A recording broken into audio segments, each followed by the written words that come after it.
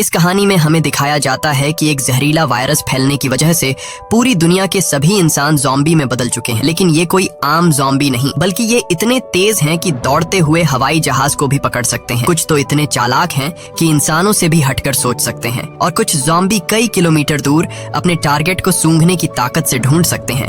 लेकिन इस खतरे से घिरी हुई दुनिया में अब सिर्फ 2 ही इंसान जिंदा बचे हैं। क्या ये दोनों सरवाइव कर पाएंगे या नहीं, जानते हैं आज की इस वीडियो में। कहानी की शुरुआत में हम एक लड़के को देखते हैं जो अपने कमरे में बैठकर टीवी पर कार्टून देख रहा होता है कि तभी अचानक टीवी का सिग्नल चला जाता है और स्क्रीन पर एक इमरजेंसी रिपोर्ट आने लगती है। ये खबर उस लड़के की मुस्कुराहट छीन लेती है। टीवी में बताया जाता है कि दुनिया भर में एक बहुत ही जहरीला वायरस फैल गया है, जिससे इन्फेक्टेड लोग कुछ मिनटों के अंदर भयानक ज़ॉम्बी जैसे बन जाते हैं। ये वायरस बहुत तेजी से फैलता है और पूरी दुनिया इस वायरस की चपेट में आ चुकी है। टीवी में बताया जाता है कि जो भी ये खबर सुन रहा है वो जल्दी से खुद के लिए कोई सेफ जगह देख ले। लड़का ये सब देख ही रहा होता है कि अचानक ऊपर के कमरे से अजीब तरह की आवाज आती है। वो आवाज सुनकर लड़के के गले में सांसें अटक जाती हैं। लड़का धीरे धीरे ऊपर जाकर देखता है तो पता चलता है कि ये उसकी बड़ी बहन का मजाक था। उसके बाद ये दोनों लड़के अपनी माँ के कमरे की तरफ जाते हैं और वहाँ जाकर ये देखते हैं कि उनकी माँ बहुत परेशान है।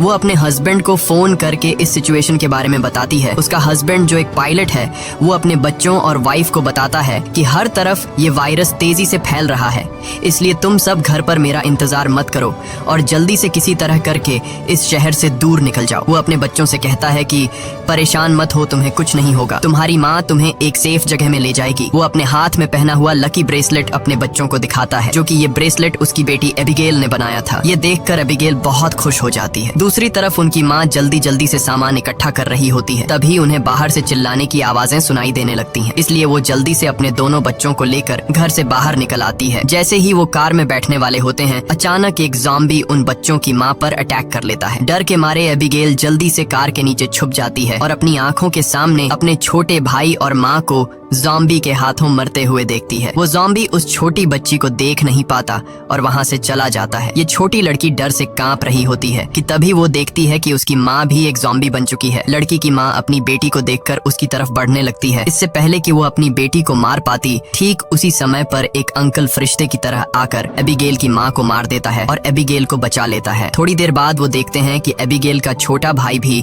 ज़ॉम्बी में कन्वर्ट हो रहा है, इसलिए वो आदमी लड़की को कान बंद करने के लिए कहता है और उसके ज़ॉम्बी बन चुके छोटे भाई को भी गोली मार देता है। अब इसके बाद 10 साल के बाद का सीन दिखाया जाता है और हम देखते हैं कि ज़ॉम्बी वायरस की वजह से इंसानी सभ्यता पूरी तरह से बर्बाद हो चुकी है। कभी रोशनी से चमकने वाले शहर अब वीरान हो चुके हैं और अब तक सारे इंसान या तो मर चुके हैं या फिर ज़ॉम्बी बनकर इधर उधर भटक रहे हैं और सिर्फ 2 ही लोग जिंदा बचे हैं। वो छोटी लड़की एबिगेल जिसे अंकल ने बचाया था, अब वो बड़ी हो चुकी है। उस दिन से लेकर अब तक एबिगेल अंकल जैक की नजरों में पली बढ़ी और जैक ने उसे ट्रेन करके ज़ॉम्बी से लड़ना सिखा दिया है। उस दिन अगर उसकी लाइफ में जैक नहीं आता तो एबिगेल अब तक मर चुकी होती, इसलिए एबिगेल जैक को अपना पिता मानती है। इतने सालों तक जंगल में अकेले रहने के बाद एबिगेल को बहुत ही लोनली महसूस हो रहा होता है। उसकी सबसे बड़ी इच्छा है कि उसे कोई इंसानी बस्ती मिल जाए जहाँ वो लोगों के साथ मिलकर रह सके, लेकिन जैक को लोगों के बीच रहना बिल्कुल भी पसंद नहीं। रात को जब वो दोनों जंगल में कैंप लगाकर सो रहे थे, तभी किसी की आवाज से जैक की आंख खुल जाती है। वह धीरे से अपने कैंप से बाहर निकलकर देखता है कि तभी एक ज़ॉम्बी जैक पर हमला कर देता है, लेकिन जैक लगातार गोलियां चलाकर उसे मार देता है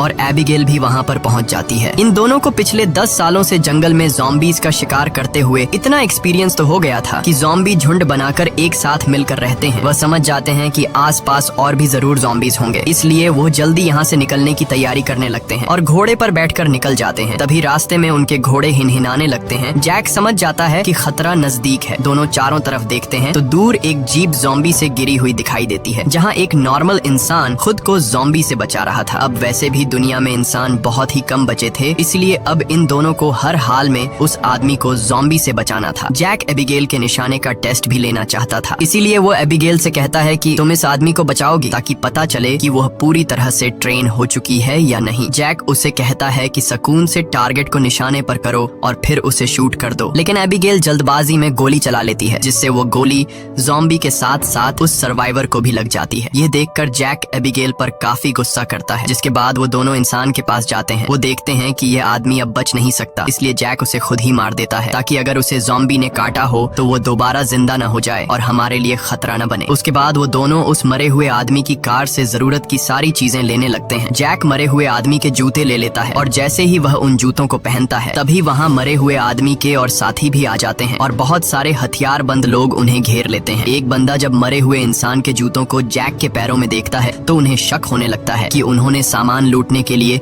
उनके साथी को मारा है। जब ये लोग जैसे ही इन दोनों को मारने लगते हैं तभी एक प्रेग्नेंट लेडी कार से उतरती है और अपने साथियों से इन दोनों को छोड़ने के लिए कहती है। तभी काला घोड़ा फिर से इन्हें वार्निंग देता है और अगले ही पल दूर जंगल से तेज आवाजें आने लगती हैं। बहुत सारे ज़ॉम्बी तूफान की तरह चारों तरफ से उनकी ओर बढ़ने लगते हैं। वो लोग इतने तेज रफ्तार से आते हैं कि उन्हें भागने का मौका नहीं मिलता, इसलिए हथियार निकालकर वहीं मुकाबला करते हैं। यहाँ सबके पास हथियार तो थे मगर ज़ॉम्बी की तादाद काफी ज्यादा थी, इसलिए वो एक एक करके ग्रुप के बहुत से लोगों को काट लेते हैं। बचे हुए लोगों के पास छुपने की कोई जगह नहीं होती और जल्द ही यह बहुत ही कम लोग बच जाते हैं। एक मजबूत आदमी बदकिस्मती से ज़ॉम्बी के काटने का शिकार हो जाता है, इसलिए वह खुद को गोली मारना चाहता है लेकिन उसके बंदूक में गोलियां खत्म हो जाती हैं। अब उन्हें पता चल चुका था कि वो उनसे लड़ नहीं पाएंगे, इसलिए एबिगेल प्रेग्नेंट लेडी को लेकर गाड़ी में बैठाती है। गाड़ी में प्रेग्नेंट लेडी का हस्बैंड भी बैठा होता है और जैक गाड़ी स्टार्ट करके जल्दी से वहाँ से निकल जाते हैं। पूरे ग्रुप में अब ये सिर्फ 4 लोग ही बचे थे, बाकी सब ही ज़ॉम्बीज के शिकार हो चुके थे। एक काले चेहरे वाला ज़ॉम्बी अपने साथियों को मरा हुआ देखकर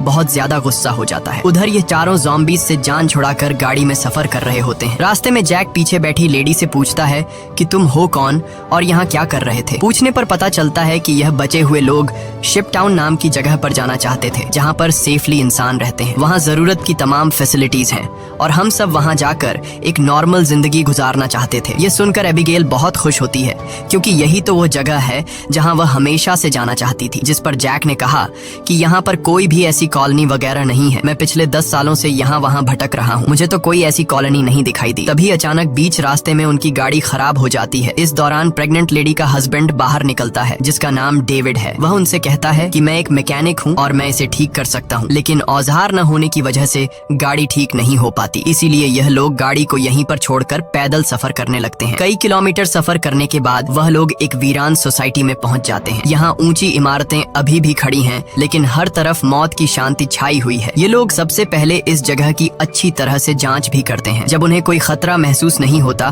तो यह लोग रात यहाँ गुजारने का फैसला करते हैं। रात को वह लोग आग जलाकर खाना पकाते हैं। एबिगेल शिप टाउन नाम के उस जगह पर जाने के लिए बहुत बेताब थी। वह उस प्रेग्नेंट औरत से उस जगह के बारे में बातचीत करने लगती है। प्रेग्नेंट औरत उससे बताती है कि हमारा पहले से उस शिप टाउन में रहने वाले लोगों के साथ रेडियो पर कांटेक्ट हो चुका है। वह एक बहुत ही खूबसूरत जगह है जहां हम आजादी से रह सकते हैं। ये बातें सुनकर एबिगेल की आंखों में चमक उठी। दूसरी तरफ जैक बाहर चारों ओर जाल बिछा देता है ताकि अगर वह लोग सो भी जाए तो खतरा करीब होने पर फौरन पता चले। जैक अंदर आकर एक मैप निकालता है और सबको समझाता है कि वो मेगन और डेविड को कुछ दूर तक पहुंचाएगा और उसके बाद दोनों अलग अलग रास्ते पर चले जाएंगे। लेकिन एबिगेल जैक के इस फैसले से खुश नहीं थी। वह जैक के पास जाकर उससे बहस करती है कि डेविड अपनी प्रेग्नेंट वाइफ को उस जगह तक सेफली नहीं पहुंचा पाएगा, इसलिए हमें उनके साथ चलना चाहिए। जैक कहता है हमें समझदारी से काम लेना चाहिए। देखो, जहाँ लोग ज्यादा होते हैं वहाँ पर खतरा भी ज्यादा होता है। लेकिन एबिगेल जैक के इस फैसले से नाराज होकर चली जाती है। हालांकि दोनों को ये नहीं पता होता कि वह काले चेहरे वाला ज़ॉम्बी उनकी गाड़ी को सूंघते हुए वहाँ तक पहुँच चुका है। अगली सुबह एबिगेल छत पर बैठकर अपने बचपन की फोटोज देख रही होती है कि अचानक नीचे पेड़ों से सरसराहट की आवाज आती है। वह समझ जाती है कि ज़ॉम्बी अंदर आ गए हैं और सबको वार्निंग देने के लिए नीचे दौड़कर जाती है कि तभी रास्ते में एक ज़ॉम्बी भी उसके पीछे लग जाता है। एबिगेल खुद को बचाते हुए ऊपर सीढ़ियों पर चढ़ने लगती है और पीछा करने वाले ज़ॉम्बी को झटका देते हुए नीचे गिरा देती है। लेकिन इस चक्कर में उसका बैलेंस बिगड़ जाता है जिससे वह भी नीचे गिरने वाली होती है। लेकिन तभी जैक ने वक्त पर आकर उसे बचा लिया। थोड़ी देर बाद काले चेहरे वाला ज़ॉम्बी अपने साथियों के साथ वहाँ पहुँच जाता है क्योंकि उसे पता चल जाता है कि उनका साथी कहाँ पर मरा है। लेकिन वह पहले से बिछाई गई जाल में फंस जाते हैं जिसमें काफी सारे ज़ॉम्बी मारे जाते हैं। जैक धमाके की आवाज सुनकर समझ जाता है कि ज़ॉम्बी का झुंड उस जगह तक पहुँच गया है जहाँ हम कल रात ठहरे थे और ज़ॉम्बी अभी तक उनका पीछा कर रहे हैं। लेकिन अच्छी बात ये थी कि ये लोग उस जगह को छोड़कर वहां से आगे निकल चुके थे। तभी रास्ते में एबिगेल को याद आता है कि थोड़ी दूर पर एक छोटा सा हवाई अड्डा है जहां पर मेरे फादर काम किया करते थे। शायद वहां कुछ हवाई जहाज बचे हों जिससे हम आसानी से शिप टाउन तक पहुंच सकते हैं। लेकिन जैक कहता है कि अगर हम एयरपोर्ट गए तो वह एक खुली जगह है और अगर वहां ज़ॉम्बीज़ ने घेर लिया तो वहां हमारे पास जान बचाने का कोई रास्ता नहीं होगा और मुश्किल है कि हमें वहां एरोप्लेन भी मिल जाए। लेकिन एबिगेल के बार बार कहने पर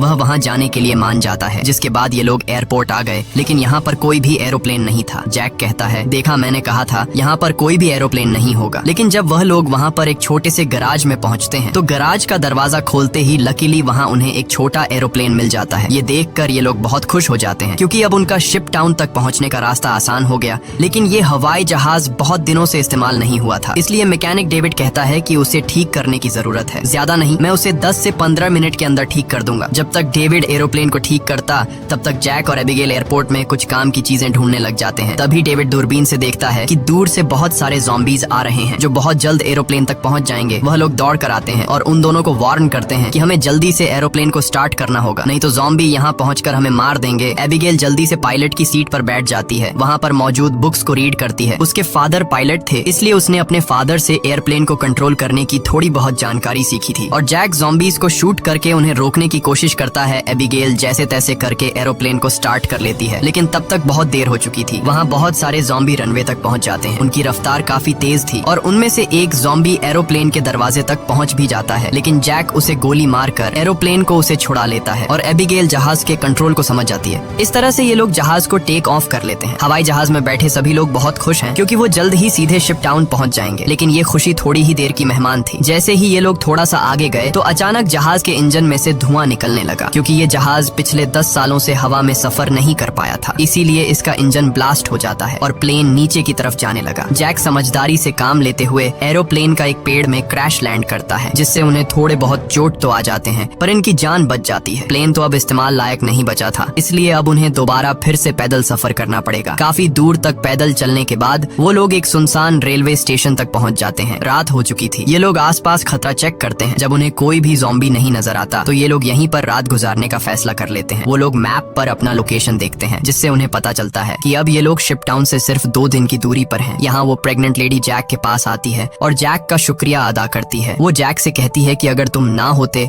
तो हम कभी भी यहाँ तक नहीं पहुँच पाते। ये सुनते हुए जैक को भी मैगन से हमदर्दी होने लगी। वो उसे अपनी स्टोरी सुनाता है कि आज से 10 साल पहले जब ये ज़ॉम्बी वायरस शुरू हुआ था तो उसे सबसे पहले अपनी पत्नी को जान से मारना पड़ा क्योंकि वह उसे काटने आ रही थी। इसीलिए तब से लेकर आज तक उसके अंदर का इंसान कहीं मर सा गया है। अब इस दुनिया में सिर्फ उसके पास एबिगेल ही है जिसे वो हर एक कीमत पर जिंदा रखेगा। और जैक मेगन से ये भी कहता है कि अब उसका इरादा बदल चुका है। मैं अब सबसे पहले तुम्हें शिप टाउन तक पहुंचाऊंगा, जिसे सुनकर मेगन बहुत खुश हो जाती है। दूसरी तरफ हम देखते हैं कि मेगन का हस्बैंड डेविड अपने सर पर गन रखकर खुद को मारने की कोशिश करता है। दरअसल उसके पैर में एक ज़ॉम्बी ने काट लिया था, लेकिन अभी तक डेविड ज़ॉम्बी नहीं बना था क्योंकि वो घाव बहुत ही छोटी है, इसीलिए उसके ज़ॉम्बी बनने की रफ्तार काफी स्लो चल रही है। अब उसने फैसला किया कि वो अपनी पत्नी मेगन को इस शिप टाउन तक पहुंचाकर खुद को उससे दूर कर लेगा। अगली सुबह ये चारों फिर से अपना सफर जारी रखते हैं। तब रास्ते में जैक को डेविड की हरकतें कुछ अजीब लगने लगती हैं। जैक समझ गया कि ये इन्फेक्टेड है, इसीलिए वह उसे पकड़कर एक खाली जगह में ले जाता है जहां उसकी वाइफ और एबिगेल नजर नहीं आती। वो डेविड की पैंट को ऊपर करता है और उसे ज़ॉम्बी का काटा हुआ निशान नजर आ जाता है। अब जैक को ये बात कंफर्म हो चुकी थी कि डेविड जल्द ज़ॉम्बी बनने वाला है। जैक उससे कहता है कि बताओ तुम खुद से मरना पसंद करोगे या फिर मैं मारूं। डेविड कहता है मैं किसी को नुकसान नहीं पहुंचाऊंगा और अगर ऐसी नौबत आ भी गई तो मैं खुद को ही मार दूंगा। इसीलिए वो डेविड को छोड़ देता है। चलते चलते रात हो जाती है और आगे उन्हें एक घर दिखाई देता है। जैक बंदूक तान कर आगे बढ़ने लगता है। तभी अचानक एक तेज लाइट चमकती है और उन्हें स्पीकर के जरिए से कहा जाता है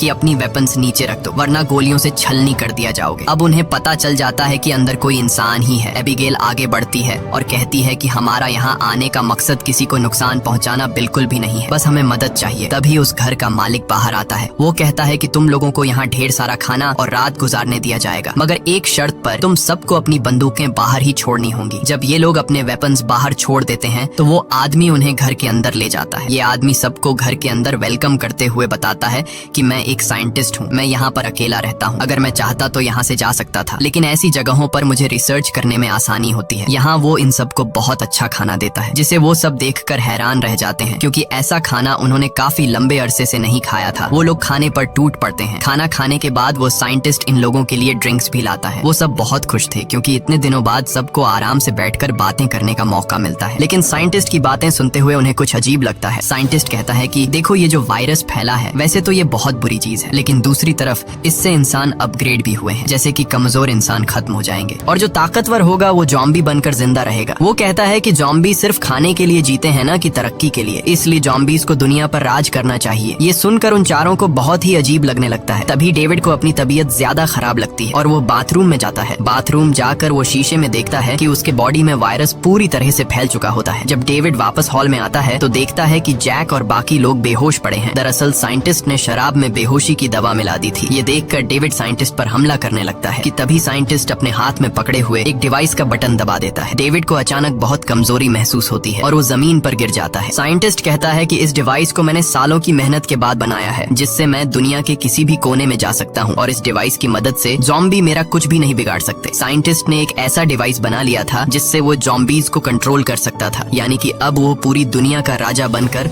सबको अपने इशारों पर नचवाएगा। उसके बाद डेविड बेहोश हो जाता है और जब डेविड को दोबारा होश आता है तो वो देखता है कि उसे और उसके साथियों को बांध दिया गया है और अब साइंटिस्ट उन चारों पर एक्सपेरिमेंट करने वाला है। ये सब करने के बाद साइंटिस्ट कहता है कि क्या तुम लोग मेरी वाइफ से मिलना चाहोगे। उसके बाद हम साइंटिस्ट की वाइफ को देखते हैं जो कि एक ज़ॉम्बी थी और साइंटिस्ट ने उसे पिंजरे में बंद कर रखा था और वो इंसानों को पकड़कर उसे खिलाता था। ये डिवाइस भी साइंटिस्ट ने अपनी बीवी पर एक्सपेरिमेंट करके बनाई थी। साइंटिस्ट जब पिंजरे का दरवाजा खोलता है तो उसकी वाइफ सबसे पहले उसी पर अटैक करने लगती है, लेकिन साइंटिस्ट उसे कंट्रोल करके उन चारों की तरफ भेज देता है। वो जैक पर हमला कर देती है, लेकिन वो उसे लात मारकर पीछे धकेल देता है। लेकिन तभी डेविड वायरस की ताकत से रस्सी तोड़ देता है और अपने बाकी साथियों को भी छुड़ा देता है। घर का मालिक खतरा भांप कर तुरंत भाग जाता है। उसके बाद वो चारों भी अपना सामान लेकर जल्दी से बाहर निकल आते हैं। लकीली बाहर उन्हें साइंटिस्ट की गाड़ी मिलती है और ये चारों उसी में बैठकर जंगल की तरफ निकल जाते हैं। लेकिन साइंटिस्ट हार नहीं मानने वाला था। वो अपने डिवाइस के जरिए ज़ॉम्बी के झुंड को कंट्रोल करके उनका पीछा करवाता है। जैक गाड़ी की स्पीड को बढ़ाकर ज़ॉम्बीज को काफी पीछे छोड़ देता है, लेकिन आगे का रास्ता बंद था। अब उनके पास पैदल जाने के अलावा और कोई चारा नहीं है। थोड़ा सा आगे पैदल चलने के बाद ज़ॉम्बी दोबारा उन तक पहुंच जाते हैं। डेविड जान जाता है कि उसके पास ज्यादा वक्त नहीं है, वो कुछ ही देर बाद ज़ॉम्बी बन जाएगा, इसलिए वो उन लोगों से आगे बढ़ने को कहता है और खुद पीछे रहकर ज़ॉम्बी को रोकने का फैसला करता है। लेकिन उसकी वाइफ उसे जाने नहीं देना चाहती थी, जिस पर डेविड कहता है कि तुम्हें हमारे बच्चे के लिए जिंदा रहना होगा और ये सब मैं अपने आने वाले बच्चे के लिए कर रहा हूँ। उसके बाद डेविड ज़ॉम्बी से लड़ पड़ा और बड़ी बहादुरी से उनका सामना करने लगा। काफी देर तक वो ज़ॉम्बी उसको रोक लेता है और उसके साथी ज़ॉम्बी से काफी दूर चले जाते हैं, लेकिन तभी एक ज़ॉम्बी आकर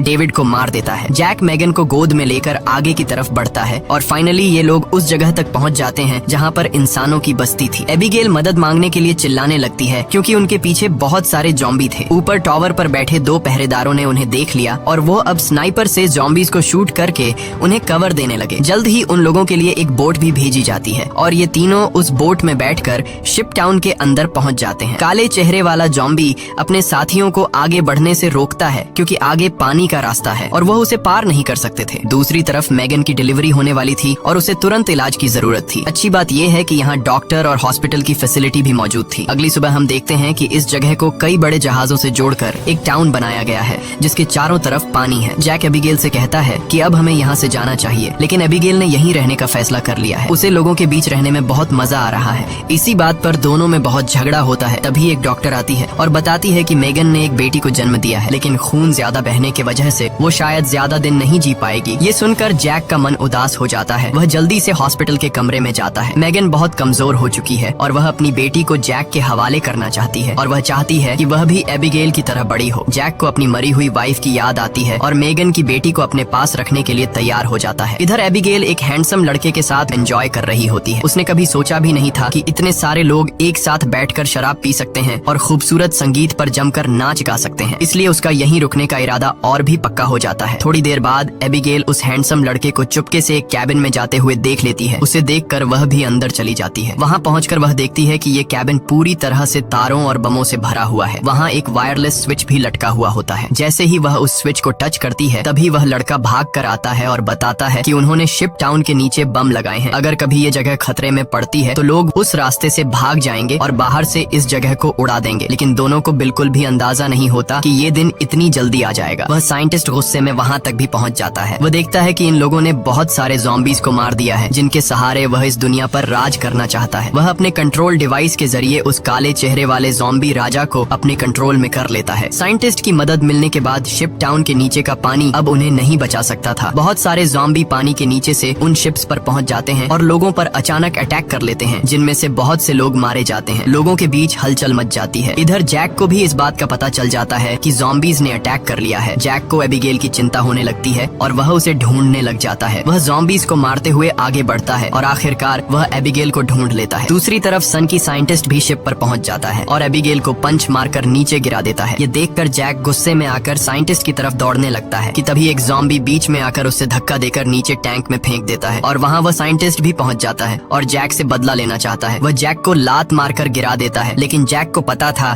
कि साइंटिस्ट से लड़ना फुदूल है, इसीलिए वह साइंटिस्ट पर हमला करके उसके हाथ में लगे डिवाइस को दीवार से मारकर तोड़ देता है। अब साइंटिस्ट के पास ज़ॉम्बीज़ को कंट्रोल करने की पावर नहीं रही, जिसके बाद बूढ़ा साइंटिस्ट जल्द ही ज़ॉम्बी का शिकार बन जाता है। अच्छी बात ये थी कि इस कैंप में पहले से ही भागने का रास्ता बना हुआ था। बहुत सारे बचे हुए लोग सुरंग के रास्ते नदी के दूसरे किनारे पर पहुंच जाते हैं। जब वह बम चालू करने वाले होते हैं तो वह हैंडसम लड़का बटन नहीं दबाता, क्योंकि एबिगेल अभी भी शिप पर है। अब जैक और एबिगेल बाहर की तरफ भागने लगते हैं, लेकिन पीछे से ज़ॉम्बी राजा एबिगेल को पकड़ लेता है। तभी जैक तेजी से उस ज़ॉम्बी को लकड़ी से सर पर मार देता है, जिससे वह पीछे गिर जाता है। अचानक एबिगेल की नजर गलती से उस ज़ॉम्बी राजा के हाथ में बंधे ब्रेसलेट पर पड़ती है। ये वही ब्रेसलेट था जो उसने बचपन में अपने हाथों से अपने पिता के लिए बनाया था। वह समझ जाती है कि ये ज़ॉम्बी उसके पिता हैं, लेकिन अब वह इंसान नहीं बल्कि ज़ॉम्बी बन चुका था। यहाँ पर जैक उसे हाथ से पकड़कर जबरदस्ती खींचकर भागने को कहता है। वह हैंडसम लड़का दोनों को भागते हुए देखकर तुरंत वायरलेस रिमोट का बटन दबा देता है और पूरा शिप टाउन राख में बदल जाता है। हालांकि इन सब की लड़ाई भी खत्म नहीं हुई थी। कैंप का सरदार अपनी गर्दन पकड़कर आता है, क्योंकि लड़ाई में उसे ज़ॉम्बी ने काट लिया था। वायरस के फैलने से पहले ही काले चेहरे वाले ज़ॉम्बी ने उस पर हमला कर दिया। हैरानी की बात ये थी कि ज़ॉम्बी राजा भी धमाके में बच गया था। जैक तुरंत दौड़कर उस ज़ॉम्बी राजा से लड़ने लग जाता है, लेकिन जैक ज़ॉम्बी राजा के सामने कमजोर पड़ रहा था। इसीलिए एबिगेल जमीन से बंदूक उठाती है और ये जानते हुए भी कि सामने खड़ा ज़ॉम्बी राजा उसका पिता है, लेकिन वह उसे पालने पोसने वाले जैक को मार रहा था। इसलिए एबिगेल बिना सोचे समझे उस काले चेहरे वाले ज़ॉम्बी राजा को गोली मार देती है, क्योंकि अगर वह उसे गोली नहीं मारती तो वो ज़ॉम्बी राजा वहाँ पर मौजूद सब लोगों को मार देता। उसके बाद जैक और एबिगेल गले लगते हैं और अब जैक, एबिगेल और बचे हुए लोग दूर समुद्र में एक सुनसान द्वीप की तरफ देखते हैं और वहीं एक नई इंसानी बस्ती बसाने का फैसला करते हैं। इसी के साथ ये कहानी खत्म हो जाती है। अगर वीडियो आपको अच्छी लगी हो तो हमारे चैनल को सब्सक्राइब और वीडियो को लाइक जरूर कीजिएगा।